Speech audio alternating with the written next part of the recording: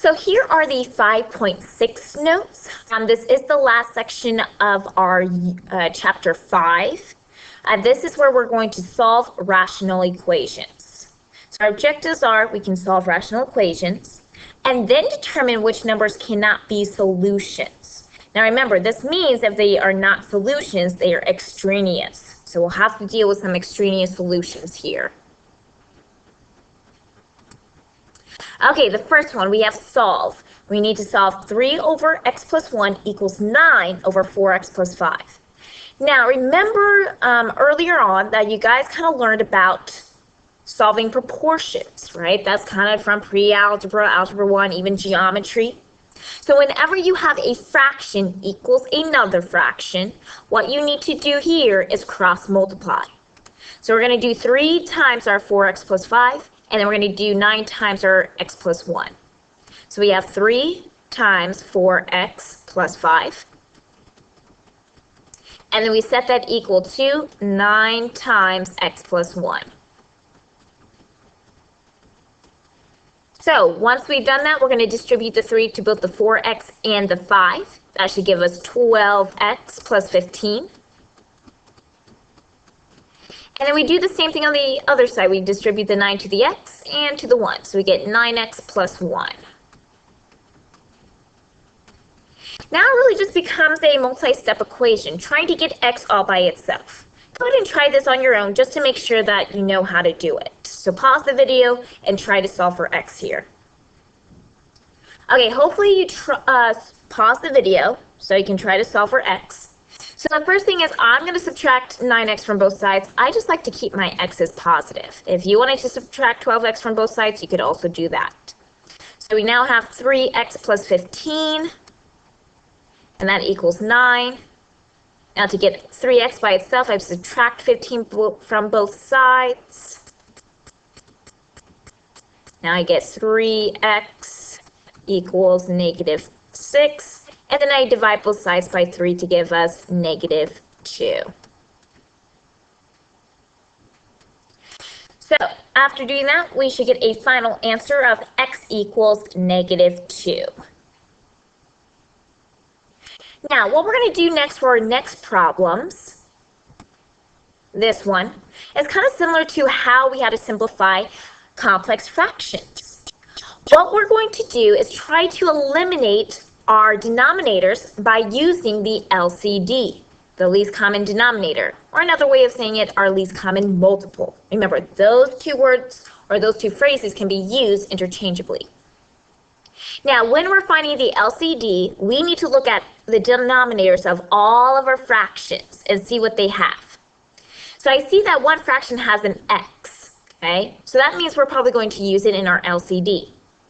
Another fraction I see is a 4, so we're probably also going to use that in our LCD. So that means we'll have 4x. Even though we have two fractions with x's, remember we use the least amount. This is x to the first power and x to the first power. So we only really need to use one x here. Okay, so now what I've done, or well, will I do is after I do the LCD, is I'm going to multiply both sides of the equations by the LCD. So I'm going to multiply this side by 4x. And remember, here's a phrase, just like whenever we had our complex fractions, use parentheses because you know you will have to distribute. Now we only multiply our LCD, or 4x, to the numerators of each of our fractions. So really I'm doing 4x times 5 and 4x times 7. That should give me 20x, and that's over x, plus 28x over 4. On the other side of our equation, I do the same thing. I multiply my LCD, 4x, by the numerator of the fraction, negative 9. So I should get negative 36x.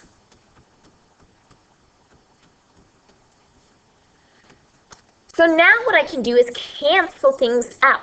If you can't cancel anything out in the denominator, relook at your LCD or relook on how you multiplied. So if you notice on our first fraction, 20x over x, I can actually eliminate the x's. So now I'm just left with 20 here. with 28x over 4, I just have to simplify. Well, 28 divided by 4 should give me 7, and I'm still left with an x, so that doesn't go away. On the other side of our equal symbol, we can once again, on our third fraction, cancel the x's out, so I'm left with negative 36.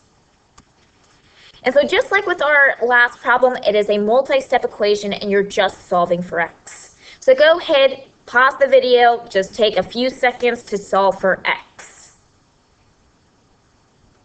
Okay, hopefully you pause the video so you can remember how to solve a multi-step equation. Okay, so here, I'm going to subtract 20 from both sides.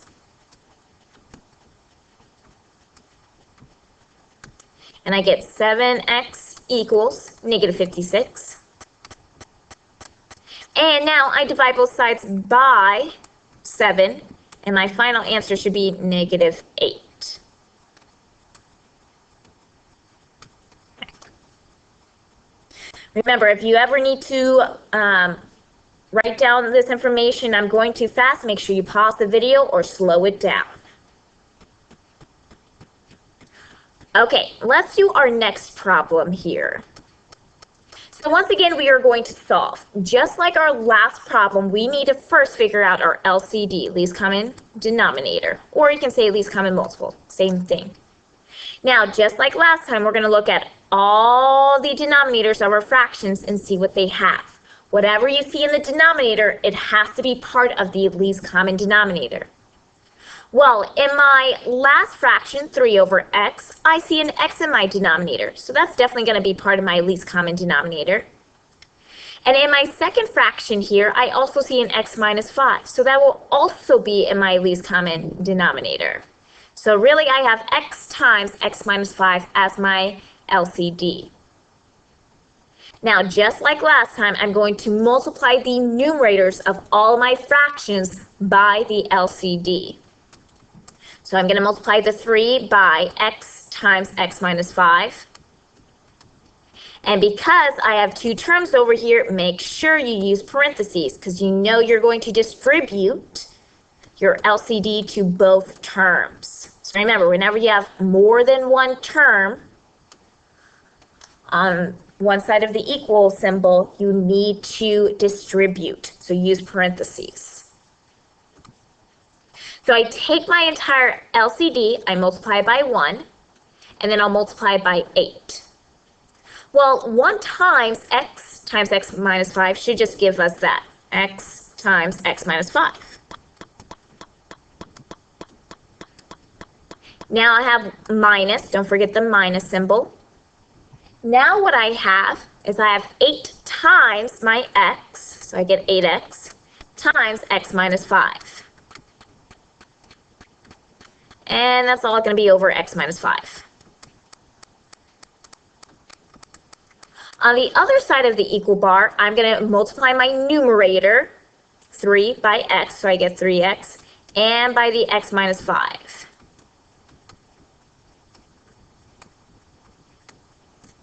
Then that's all going to be over x here. Now remember, the goal here is to eliminate the denominators of all your fractions. Then it'll be a lot easier to solve for x. Now if it occurs where you have stuff in the numerator and it doesn't cancel out in the denominator, recheck your LCD or recheck your math. Okay, now let's see. Now x times x minus 5, that's not a fraction. We can't eliminate anything. But we go to our second term. This is a fraction. Let's see what we have in the numerator and denominator. It looks like we have an x minus 5 in both the numerator and denominator. So those just cancel out here. Then if I go to my other fraction, it looks like I have an x in the numerator and x in the denominator. So those cancel out. So now I rewrite this. I have an x and then x minus 5. Now don't forget the minus sign. And really all I'm left with here is 8x equals, and then on my other side I have 3 and the x minus 5. So then 3 times x minus 5. As you can tell, we'll probably have to distribute something, so x times x and x times 5. That gives me x squared minus 5x minus 8x. And then on the other side, I will have to distribute the 3 to the x and to the negative 5, so that gives me 3x minus 15. Now notice here that I have an x squared. That means I'm going to have a quadratic. And remember, to solve quadratics, the most used method is factoring. So whenever we factor, make sure you set your equation equal to 0. And we want to make sure x squared is positive. So go ahead, I would like you to take some time to set this equal to 0 and then factor the quadratic. So pause the video and try to do that on your own. Okay, hopefully you pause the video to just make sure that you know how to set this equal to 0 and to factor a quadratic. So I'm going to combine like terms. I'm going to subtract 3x from both sides because I know I want to keep my x squared positive. So I have negative 5x minus an 8x minus a 3x. If you combine all of that, that should give you negative 16x. And then you will now have to add 15 to both sides as well. So I'll give you a plus 15 equals 0. So now we factor. So we got to figure out two values that multiply to a 15 and add up to negative 16. We got x's here. And then 1 and 15 should be our magic numbers. And in front of both of them, the sign should be negative. Now we solve for x, so we should get x equals 1 and x equals 15. Now notice here we got two solutions. Usually when that occurs, you have to check for extraneous solutions. So whenever you have an x squared and you have to do some factoring, you want to check for extraneous solution. To do this, we're going to take each of our x values and plug it back into our original equation to see if they work. Really, all that matters is when you plug these values into your equation, what we don't want to happen is that the denominator equals 0. Because remember, we can't divide by 0 because it makes the function undefined. So let's say we take x equals 1. Let's plug that into our x minus 5. So if we do that, we get 1 minus 5. Well, 1 minus 5 gives us negative 4. That's not 0, so that works out. Then I plug 1 into our single x. Well, that doesn't give me 0 as well. So that looks like x equals 1 works, because we don't get 0 at all in the denominator. Okay, what about 15? I plug 15 in for x. Well, 15 minus 5 gives me 3. Well, that works out. And if I plug 15 into the single x in the denominator, well, that doesn't give me 0 as well. So it looks like x equals 15 also works. So because when I plugged in those values into our original equation, and I plugged it just in the denominator, I really don't care about the numerator here. As long as they don't give me 0 in the denominator, the values work. So in this case, we do not have any extraneous solutions. Okay, let's go ahead. We're going to try another one like that, where we might have to have a quadratic and factor it. For our last example, we have 6 over x minus 3 equals 8x squared, all over x squared minus 9 minus 4x over x plus 3. Remember, the very first step is LCD. Now, what might be a good idea is if you try to do this problem by yourself before I do it for you.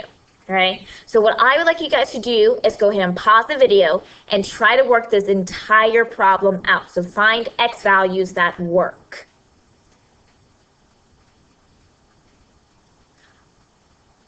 Okay, hopefully you paused the video, you tried this, okay?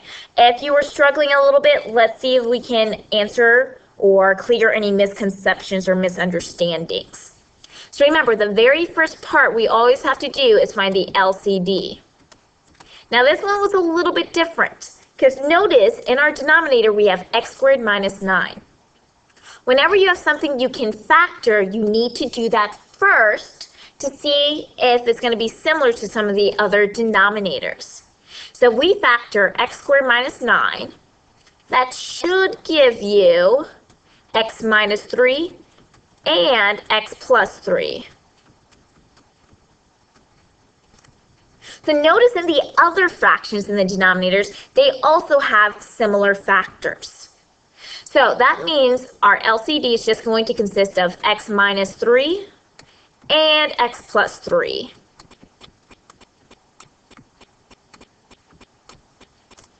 Okay, now if you ever want to pause the video, if you're like, oh, that's an aha moment, and you want to pause the video and then try the rest of it by yourself, that's always a good option. So this would be a good point if you were struggling to do the x squared minus 9.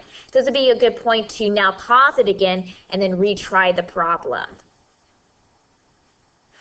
Okay, so what we're going to do here is we're going to multiply once again both sides by our LCD. So whenever you see more than one fraction, that means you're going to distribute the LCD to each term. Okay, make sure you use parentheses. So we have x minus 3 and x plus 3. And remember, what you do to one side, you got to do to the other. So I'm going to multiply the other side by x minus 3 and x plus 3. Okay. Now, in these cases, when we were doing the other problems, I would always rewrite it, showing what's in the numerator and denominator. Now, if you get the hang of this, you don't always have to do that. What you can do is when you're multiplying the LCD by your fraction, you can see, well, what's in the LCD that is also in the denominator of my fraction? So for example, for our first one, 6 over x minus 3, I see an x minus 3 in my denominator. I'm going to see if my LCD also has that. If it does, I can cancel that out. Well, I do have it, so I can cancel my x minus 3's out. So that kind of just allows you to do a few of these things in shorter steps. So now I just have 6 times x plus 3. Now, if I go to my 8x squared over x minus 3 times x plus 3, notice this, see, both of these are my LCD. So that means both things in the denominator, or both factors, they just cancel out. Because both of them cancel out, all we're left with is what in the numerator, which is 8x squared. Now don't forget the minus sign there. And now we're going to do the same thing. So 4x over x plus 3, I have x plus 3 in the denominator. If I have it as part of my LCD, I can cancel it out. And then I just rewrite what I have left, which is 4x times x minus 3. Now, just like last time, you're going to distribute something. So we get 6x plus 18 equals, I'm going to combine like, or I can't combine like terms yet, but I have 8x squared minus, I'm going to distribute the 4x to the x and 4x to the negative 3. So I have minus 4x squared plus 12x. Now you can combine like terms after that. So you notice this is a quadratic, so we might have to factor. Go ahead, if you were struggling beforehand but you feel like you know what to do now, go ahead and pause the video and try to combine like terms, set your quadratic equal to 0, and factor. Okay, let's go ahead and finish this off. I'm going to scroll all the way down so I have more room.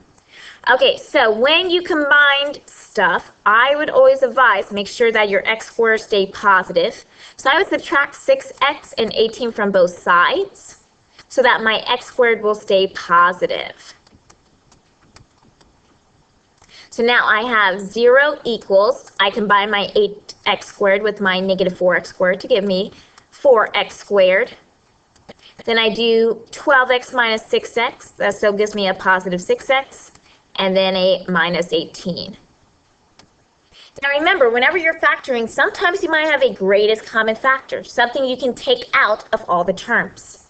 If we notice here, we can take out a 2 out of all of our terms. So we have 0 equals 2 Now rewriting the expression, I have now 2x squared plus 3x minus 9. Now, whenever we factor, you're going to have something that says like 0 equals 2. Well, we know that's not true. So really, it's just something that is not necessary to have. So because it's not necessary, I'm going to divide both sides by 2 so we don't need to have it anymore. Okay. So once I've done that, I still have 0 on this side, but now I have 2x squared plus 3x minus 9. So maybe something a little bit easier to factor. Now, so if you were struggling before to factors, try to see if you can factor this, 2x squared plus 3x minus 9. And when you're doing that, pause the video so you can try it beforehand and then see how I do it. Okay, so now remember, using this because we have an a value other than 1, we're going to use the trial and error method. Now 2, the factors of that are going to be 2 and 1, so we have to use those values. 9, it has 2 pairs. You can do 1 and 9 or 3 and 3. Let's try 3 and 3 and see how that works. I got 3 and I got 3. Now remember, we multiply the outers, so 2x times 3, and multiply the inners. So I get 3x here, and then if I multiply the outers, I get 6x. The idea is that we want to add up to our 3x here. Well, 3x and 6x, we can get that if we have a negative 3x. That means I'm going to have a 2x minus 3 here, and then an x plus 3. Okay, I'm going to erase this so I have a little bit more room to do the rest. So now we set both our factors equal to 0, and then try to get our x. So on the first one, 2x minus 3 equals 0. That should give us 3 halves. And on the other one, we get x equals negative 3. Now our last step, what we have to do is check if either both, none, or one of them are extraneous solutions. To do that, we're going to go back up to our original equation, plug each of the x values in the denominator, and see if any of them give us 0. So I'm going to go back up here, and what I'm going to do is I'm going to actually write the 2 answers over here so we know what we need to plug into our denominators. Now notice here, I'm going to erase these so we definitely know we got to use these. There we go. Now notice there are x's in the numerators, but I don't really care what values I get in the numerators. I care what I get in the denominator. So let's plug 3 halves into each of the x's in the denominator. So 3 halves, so we plug it into our first one. We have 3 halves minus 3. Well, if you plug that into the calculator, that should not give you 0. So that checks out. Now we plug 3 halves into the x squared minus 9. Once again, that should not give you 0. So I think that checks out as well. Lastly, we put our 3 halves in the x plus 3. That definitely does not give us 0. Since it passes all 3 of the fractions in the denominators, x equals 3 halves is a solution. Okay, let's try negative 3. So let's say we plug negative 3 in for x minus 3. Well, negative 3 minus 3 gives us negative 9. That works. But let's say we plug negative 3 into our x squared minus 9. Now remember, negative 3 squared, that gives us a positive 9. 9 minus 9, oh, it seems like we get a 0 in the denominator. Because we get a 0 in the denominator in just at least one fraction, that really means x equals negative 3 does not work. So that means it is an extraneous solution. So we mark it out and we say this is extraneous. So our only true solution that works for this problem is x equals 3 halves. Okay, make sure if you have any questions on this, you come in before or after school. Your homework is on Google Classroom. And then also make sure if you need to email me, you can do that as well.